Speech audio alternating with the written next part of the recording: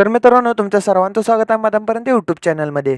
तर मित्रांनो, आज चोराडी ते भव्य मैदान पार पडत आहे आणि ह्या मैदानामध्ये मित्रांनो, आपल्या सर्वांचा लाडका, महाराष्ट्राचा लाडका देव बकासूर, भारतामध्ये एकच असणारा, ते पण मोहिल शेठच्या दावणीला असणारा बकासूर मित्रांनो, आज फायनलसाठी पात्र ठरला आहे. तसेच मोहिल शेठच्या दावणीचा महाराज देखील मित्रांनो फायनलसाठी पात्र झाला आहे. नक्की सेमी क्रमांक किती होता आणि पैरा कोण होता?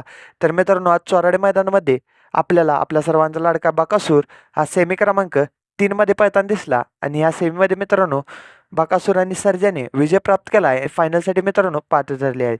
तसेच मित्रांनो, महेश शेठच्या दावणीचा महाराज देखील आज मित्रांनो मैदानात होता. तर महाराजचा पायरा होता चांदसोबत. तर चांद आणि महाराज आदत सेमी क्रमांक 1मध्ये आपल्याला पळताना दिसले आणि या सेमीमध्ये विजय प्राप्त करून चांद आणि महाराज देखील फायनलसाठी पात्र ठरले आहेत. तर मित्रांनो, मी पुन्हा एकदा सांगतो, आदत सेमी क्रमांक 3मध्ये बकासूर आणि सर्जने विजय प्राप्त केला आणि फायनलसाठी पात्र ठरले आहेत. तसेच महाराज आणि चांदने आदत सेमी क्रमांक 1मध्ये विजय प्राप्त करून फायनलसाठी पात्र झाले आहेत. तर मित्रांनो, तुम्हाला अपडेट कशी वाटली कमेंट करून नक्की सांगा. आणि मित्रांनो, जे पुसेगाव हिंदी केसरी मैदानामध्ये घडलं त्याबाबत माझ्याकडे एक अशी माहिती आहे, जेणे तुम्हाला अशी कळणार आहे की ती व्यक्ती कोण होती. तर तुम्हाला ती माहिती जाणून घ्यायची असेल तर कमेंट बॉक्समध्ये माहिती अशी कमेंट नक्कीच करा.